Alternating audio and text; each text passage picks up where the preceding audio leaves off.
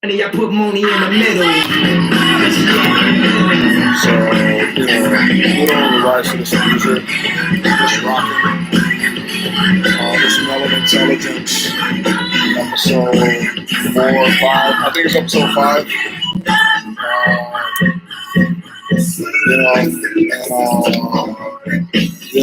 We're just gonna share some thoughts with you. Going forward in the new year, just meta political conversation going on, So, we're just gonna get right to it. This is a piece I wrote. I submitted it to some reputable rags. But some stuff is just too. I won't even say too, but people have to be primed to accept it from you. Before they, accept you for it, right? And so, if I want people to invest in it, they got to know what they're getting into, right? So I got to, share elements of it with us, so it can be understood as being, occupying that edge where it may be some, relatively unheard perspective, though not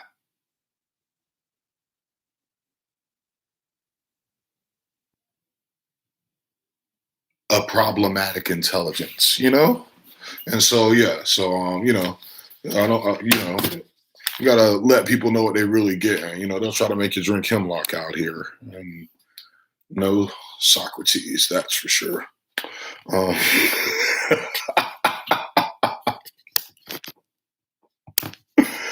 Oh man. All right, so this is called Black Power Takeaways from a Shark Tank Presidency. It's part 2 of article that I wrote in 2017 when President Donald Trump, 45th president of the United States, was elected. And it was a pretty and my basic premise was that if the liberal folks were wagging their tongues, wagging their fingers at African American constituents for not voting and thus facilitating the election of Donald Trump and his victory over Hillary Clinton, then that meant that the fate of the whole presidency, and by extension the fate of the whole world, the free world, rest in the hands of African American voters. And so, even though we need to be apprehensive about the election of a reality TV star as president, we also needed to ensure that we were conscious of the fact that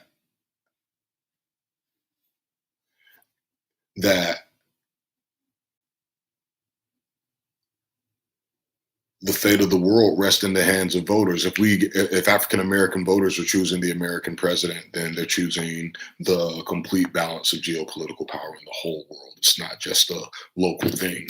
And so just recognizing the legible ascendance of African American political power, constituent political power, that hadn't even been exercised because we didn't vote, that they were saying everything, but they were saying everything but African Americans had this sort of political power illustrated in the presidency of Donald Trump. A certain quiescence, just waiting to be woke up by the right issues. And, and so that was the, Black Power takeaways from a Shark Tank presidency, and so that was my basic thesis in that situation. And so, yeah, this is part 2 of that because this is the second piece I've written about our president. I usually try to avoid vogue journalistic endeavors. So I rarely write about something that's like popular or current. I usually try to, see things that operate in a spectrum of, events and then, connect them like, hey, this is that and that's this, not necessarily like conspiracy theory, more like referential investigation. All right, so getting to it. Black Power takeaways from a Shark Tank Presidency Part 2. I exert, therefore, that first of all supplications, prayers, intercessions, and giving of thanks be made for all men, for kings, and for all that are in authority, that we may lead a quiet and peaceable life in all godliness and honesty. And that's from First Timothy chapter 2, verses 1 and 2. If somebody is like in a leadership position, I don't wish them, ill in their position, whether I voted for them or not, because, we know the S rolls downhill, right? And so if the S rolls downhill, then we want anybody, whether we voted for them or not, to be successful in their endeavors, because we want the government to work in such a way as to facilitate the best world. If only we could get a handle on, education funding and pedagogy and curriculum, real stuff. And so we need people to actually be on point and listen to like good advisors and counselors and things. We don't want people to be, off their kilter. And even if they are, we want them to be corrected, right? And so, I always have an invocation at the beginning of my work so that my perspective can be grounded in, a spiritual tradition that people can relate to beyond, my jargon and lingo. All right. 2021 brought, and so I'm in. 2021 brought major hopes and changes to all levels of living. In addition to extended uncertainties related to the COVID crisis, the sacred calf of American democracy was desecrated on January 6th with the trashing of the Capitol building. Political violence we'd never seen within our borders was enacted clearly with the violation of Congress. It was an interesting contrast in political practice and exercise of power, voices and violences of race and politics. While Black constituents were celebrating the flipping of Georgia from a red to a blue state, white smash and grabbers were executing the most invasive protest spectacle of the 21st century.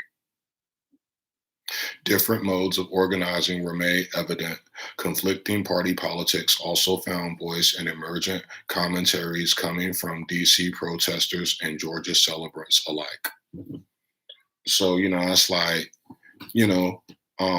Black people, we was partying cause and rightfully so, with what Stacey Abrams did with constituent organizing in Georgia. And they was, doing that in the Capitol building. And so the contrast and just activities, and just how it's a rain on the parade, right? But as I mentioned in the earlier article, we should not forget that what this illustrates is the ascendancy of Black political power, but it doesn't just have domestic implications, it has international implications. So with this exercise of Black constituent power, we should not only, ensure that the incoming administration have a clear and practical, elemental engagement with our policies, we have to also ensure that we generate and cultivate our own candidates and leverage them on both parties based on the political power that's evident in these elections. All right. And so that was the introduction. This next section is called Sins of the Fathers. The Capitol upheaval should be understood as part of a greater arc of political violence. The Civil War began in 1860. The Emancipation Proclamation was signed in 1863, and upwards of 370,000 Black troops joined the Union Army, and the war was over in 1864. It's obvious that troops and intelligence from formerly enslaved soldiers was the fulcrum of the Civil War. Black intelligence and militancy was essential to the preservation of the Union and is the foundation of the new American democracy. The free world owes the grandest debt to Black Civil War veterans and kin. Blacks understandably tend to associate their political power with the nonviolence of the 1960s than the emancipated militancy of the 1860s. This incomplete vision is one of the reasons why many of the U.S. were blindsided by the Capitol breach. I, for one, was not. Continuing on, Abraham Lincoln was assassinated in 1865. After the shooting, John Wilkes Booth screamed, "Sic semper tyrannis," thus always the tyrants, which, in addition to being the state motto of Virginia, was also the motto of the United States Colored Troops, the USTC. Violence, rhetoric, and theater found a fateful stage with Lincoln's assassination. With Lincoln's legacy and emancipation, though, new Black voters swelled the then Republican ranks, ensuring presidential election for the next two administrations. In the 1800s, the Southern states were Democrats and the Northerners were Republicans.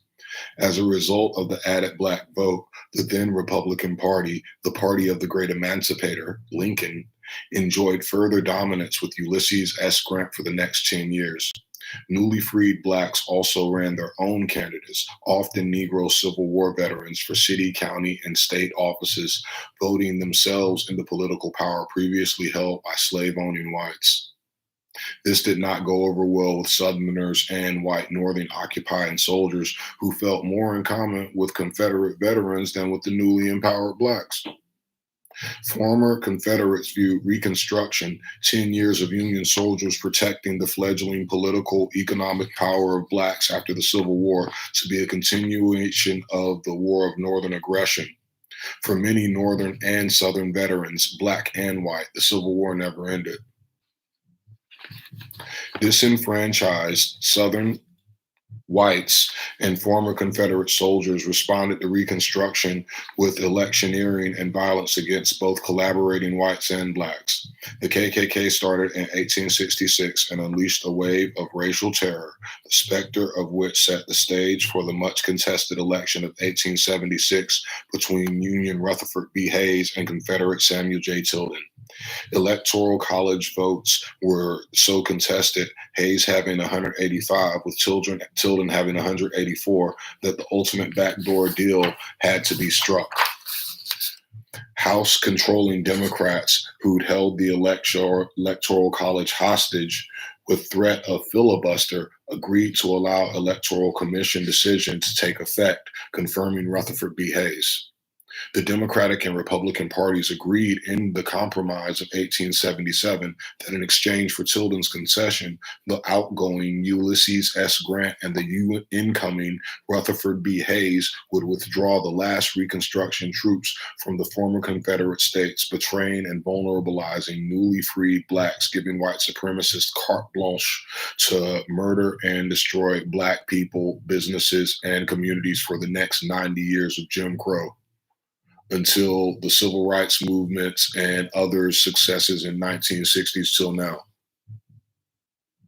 And so, like, we talking about, a deal that, really just like undercut Black folks with the Democratic and Republican parties after the Civil War in such a way as it shaped the world we in now. And we can see echoes of it in the election and what went down in the Capitol breach.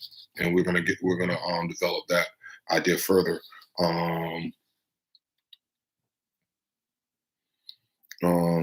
In 1877, the South rose again as Klan-affiliated Redeemer Democrats leveraged supremacist violence and electoral college contestation to regain former Confederate military control of their states and weighty cabinet rapport with the incoming administrations.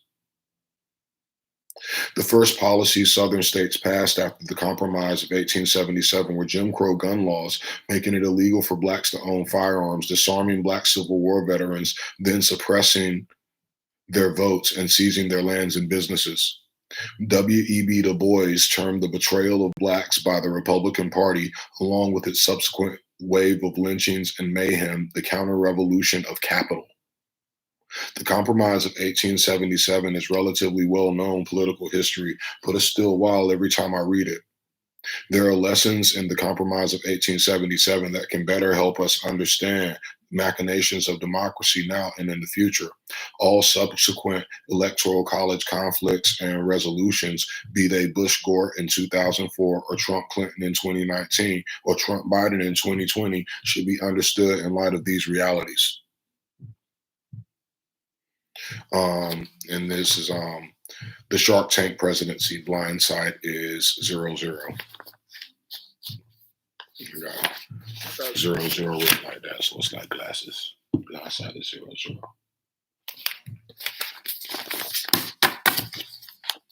In 2014, when Trump first announced his candidacy, the neocon conspiracy theorist in me assumed Jeb Bush was a shoo-in. Ha, not even. My black libertarian friend said, he gonna win it. I said, there's no way that the corporate military elites are going to give nuclear codes to a reality TV star. My visionary bro then explained the potential fusion of crypto supremacist liberal and Republican libertarian conservative interests aligned with federal government fear of militia and said, I don't know, dog, they might. We'll mention militia again later. Back then, I laughed them off. Now, in retrospect, who knows what's possible with Russian collusion?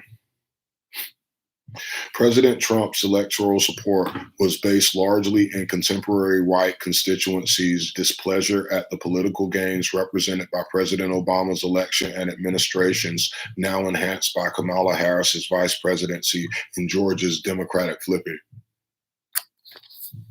After Trump was elected, I published a piece called Black Power Takeaways from a Shark Tank Presidency.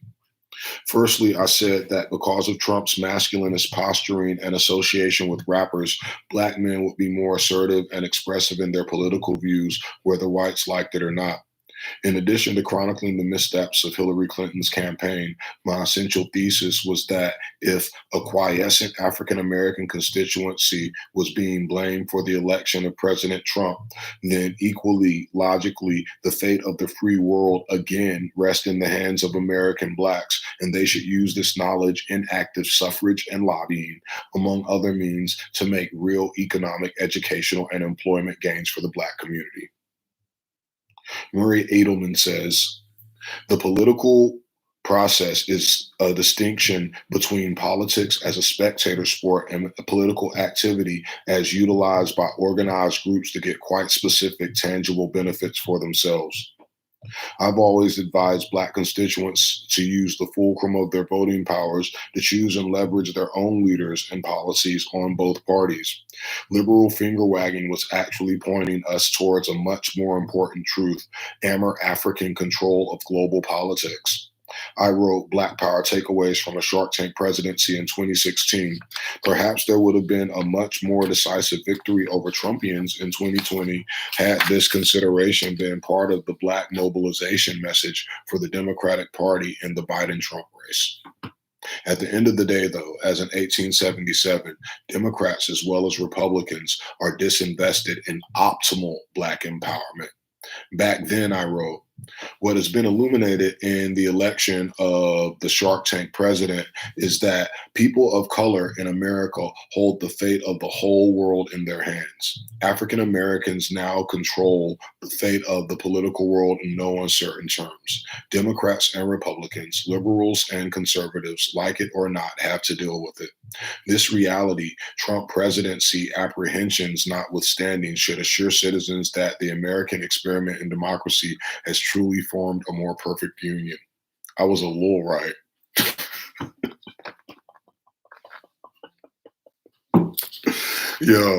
I'm not surprised by what happened, but I did not by any means foresee it. Well, I actually did in a certain way foresee it, but we'll get back to that. I got echoes of it and, Star Logic over here. All right, so the next section is called Your Stolen Moments or Our Stolen Moment. And so I got it wrote like that with the, how they was doing in the 90s with the parenthesis, making other words into other words, implications, representing implications and stuff. So, it's that kit's intellectual, kit's intelligence.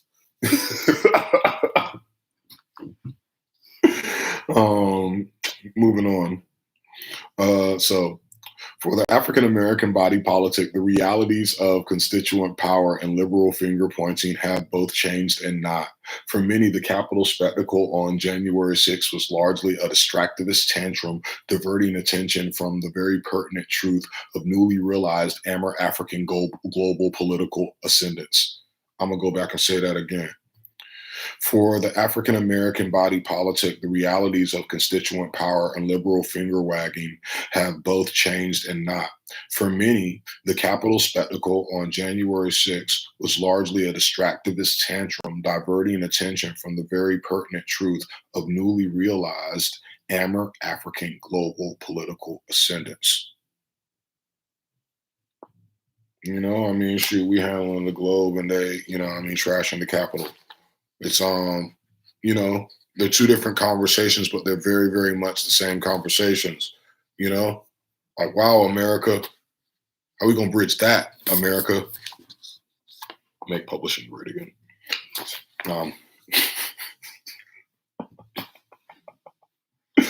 All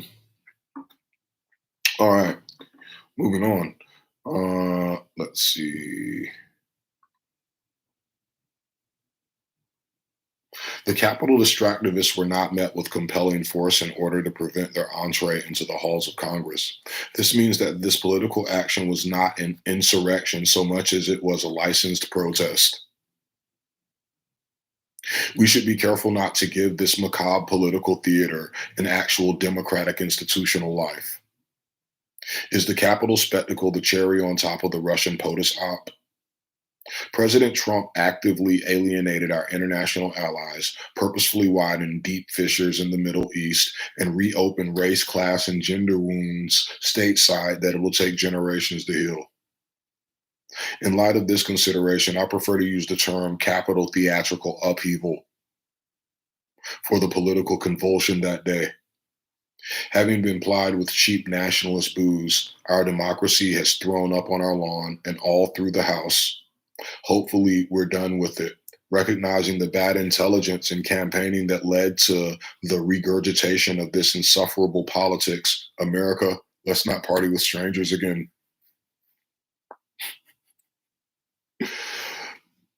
Back to the theater of trauma played out in the Capitol building. We've seen government breaches, backlash, and crackdowns in other parts of the world. News images of tanks running over Chinese demonstrators in Tiananmen Square haunted me as a child. That ain't what we saw in DC. What we saw was institutionally sanctioned political theater like we see created around election time in many countries that Trump calls shitholes in his administrative commentary. Though in DC, supporters of the outgoing administration sullied the halls for the incoming presidency, it's usually our government's preference that the new regime smashes the symbols of the old one. Black people know that countermeasures were and are in place for a possible attack on the Capitol, if not because of Black Lives Matter protests, then exponentially because of the Million Man March.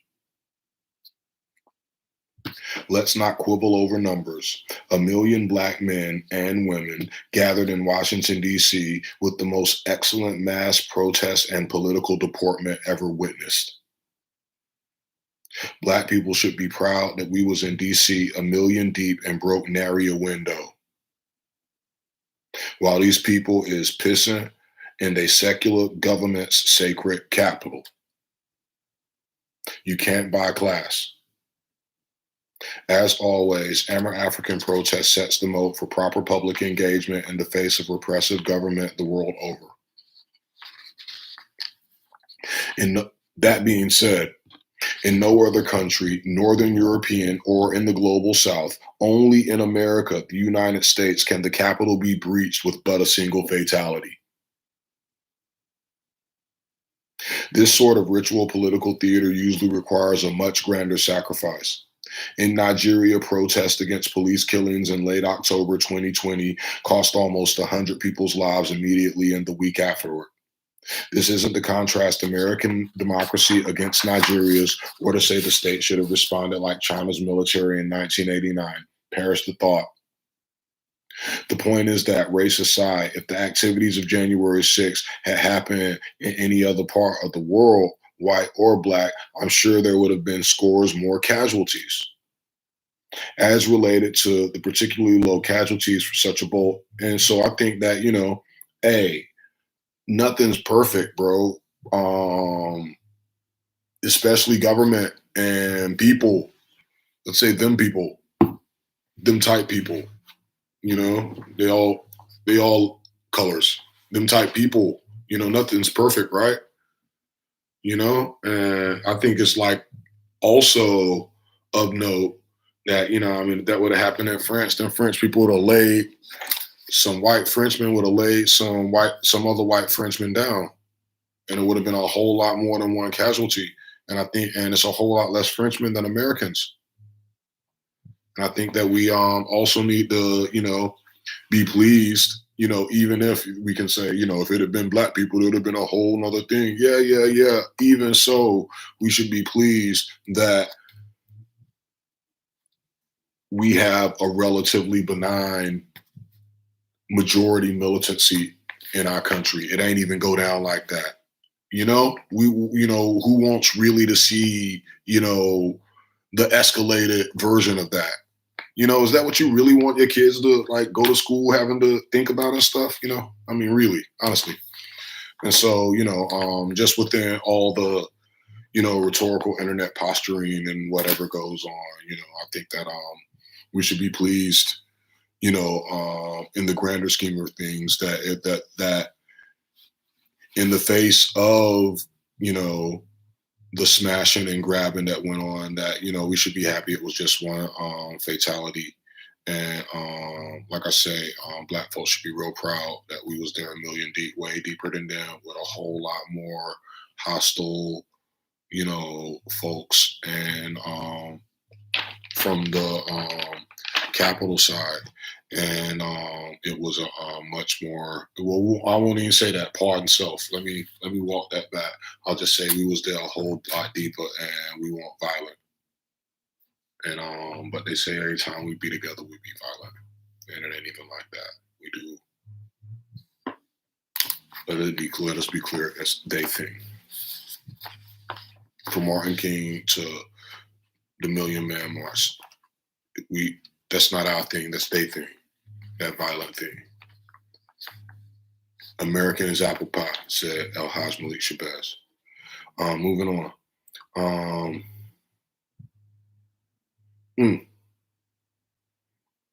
All right. I'm sure that had the protests of January 6th happened in any other place in the world, there would have been scores more casualties. As related to the particularly low casualties for such bold action, it's also worthy of note that the single casualties in both the Capitol Theater and the nationalist supremacist Charlottesville protests of 2017 were both white women. I've been of the understanding that most racialized violence at base is ideologically taken to protect the honor of white women. Inversely, we see in the Capitol Theater and the Charlottesville protests, mostly white-only male spaces, that the protests of we see the sacrifice of their most sacred fetish and prized possession, the white woman. I'm going to say that one more time. I stuttered. I've been of the understanding that most racialized violence at base is ideologically taken to protect the honor of white women. Inversely, we see in the Capitol and Charlottesville protests, mostly white male-only spaces, the sacrifice of their most sacred fetish and prized possession, the white woman. An analysis of different victims of racialized violence need to be done somewhere. Our nation is truly changing. It's just, it's just weird to me. It's like, wow, what? But the whole thing is just like, out of this world. It's like over the top. It's campy. Now what? Next section.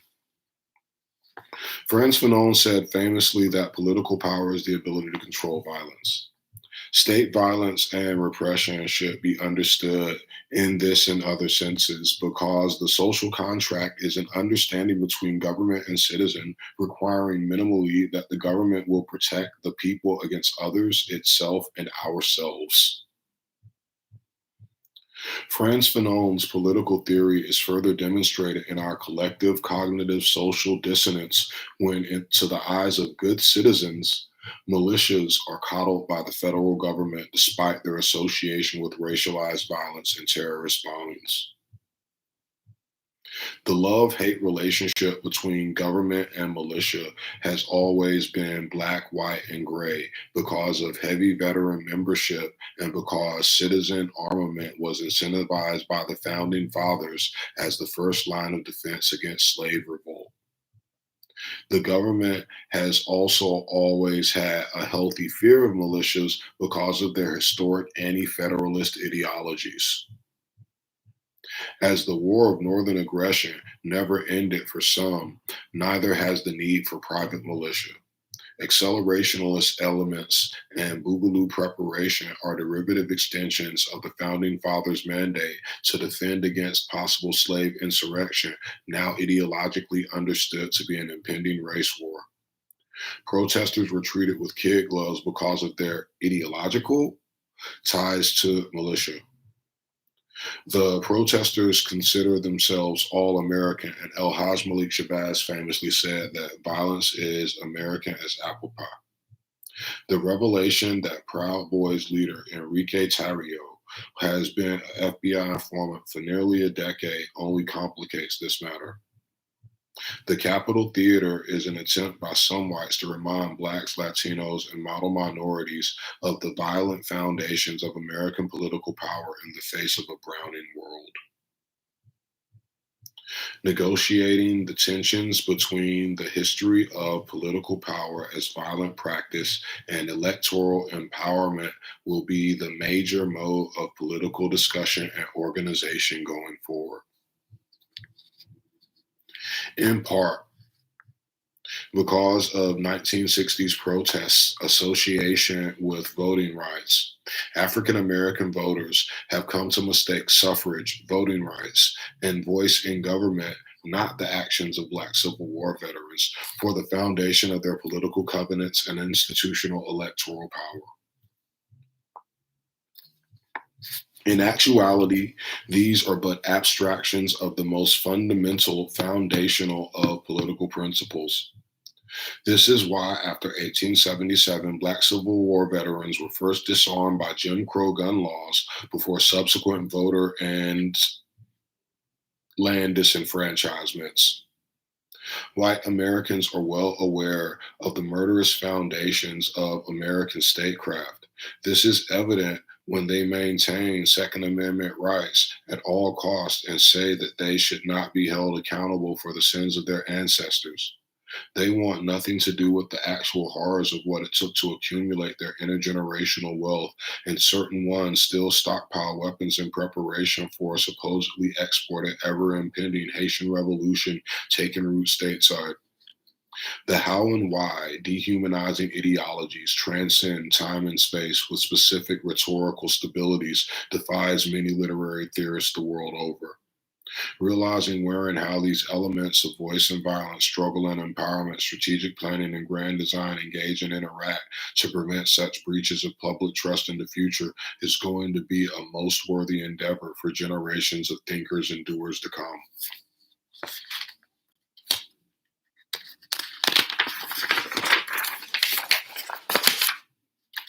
In the face of the capital upheaval, how do African Americans engage the American body politic going forward? How is our white electorate to balance its waning constituent power with its growing malicious will? The Amur African constituency. The Amur African constituency is the emergent, dominant global political will of the 21st century. We have to step into our new power and possibilities while watching our backs for old and new enemies.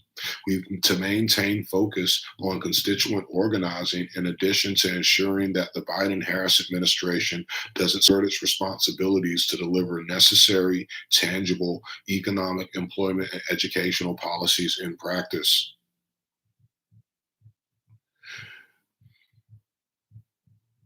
We to maintain focus on constituent organizing in addition to ensuring that the Biden Harris administration doesn't skirt its responsibilities to deliver necessary, beneficial, tangible economic, employment, and educational policies in practice. The African body politic should not allow very real discussions of security concerns and white nationalist agenda to eclipse minority community interests. As always, we have to work for the best and prepare for the worst. One thing is for certain: neither those who support the Capitol upheaval or those against it are satisfied with American politics as it is and do not wish to pass this sort of American democracy to our young people. We got to do better.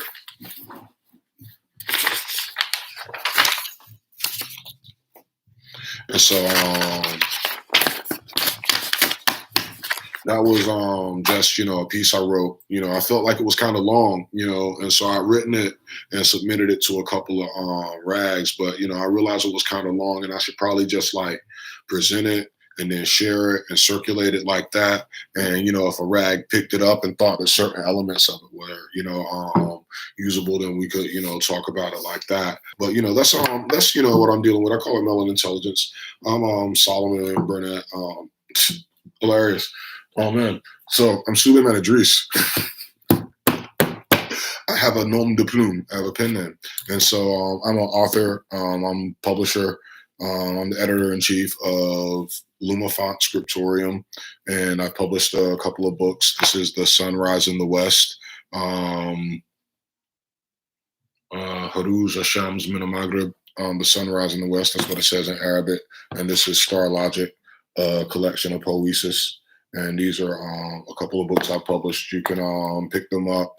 Call into the Regulator Bookshop in Durham, North Carolina. They got them. And also, Kindle versions online also. So check us out like that. And this is just what I'm doing over here with this. And so what we're doing is we're having a conversation about just how to forward a conversation past Black nationalism into African statecraft. How do we do a asset-based assessment versus a lack-based assessment, and talk about how to maximize African-American constituent power in the face of a changing global economic world that has very, very real domestic implications and opportunities in these shifts we see occurring. And, I just want us to be a part of the conversation in terms of intelligent political engagement. My grander, one moment.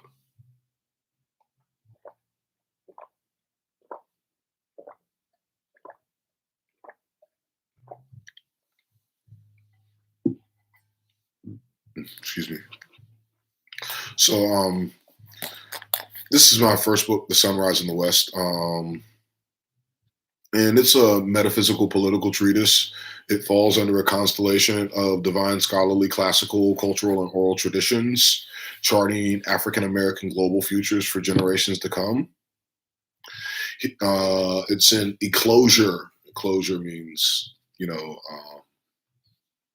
a butterfly coming out of a cocoon.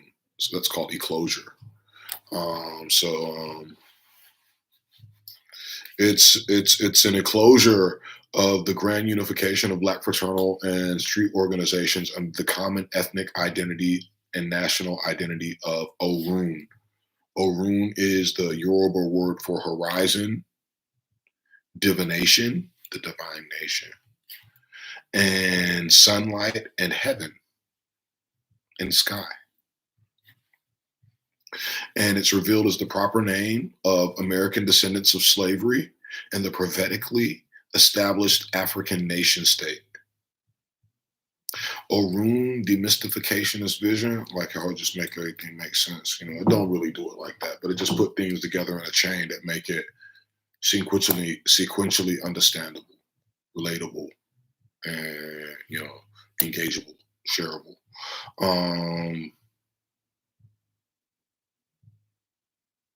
Here we see it close the grand unification of Black American fraternal and street organizations under the common ethnic and national identity as Orun, the Yoruba word for heaven, and divination, divine nation, horizon, and sunlight, revealed as the proper name of American descendants of slavery and prophetically established African American nation state. Orun demystificationist vision, shared in the sunrise in the West, is essential for anyone seeking to understand global politics with knowledge of self and a higher purpose in the 21st century. And then it's got a little blurb about me on the back of my imprint. I'm just gonna read the thing to you. Suleiman Idris, Durham, North Carolina, pens for online and academic journals, lecturing in the Middle East and the Caribbean and the United States. Moving past Black nationalism to Amer African statecraft, The Sunrise in the West is the first of his Times of the Signs series, applying metaphysical principles, strategic planning, and grand design to African American global futures. And so, that's my book, The Sunrise in the West.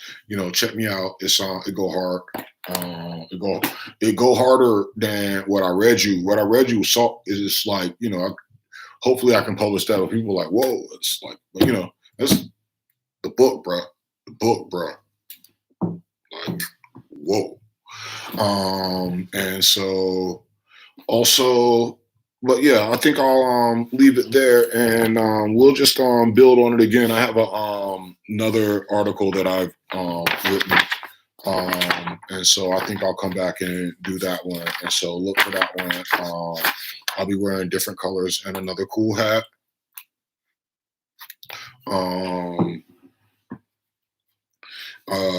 Next time around. So see y'all soon. All the best. Salute. Salam alaikum. All that, shalom, alaikum. How should you say that? Au revoir, tout à l'heure. Bonne chance. Yeah, all that.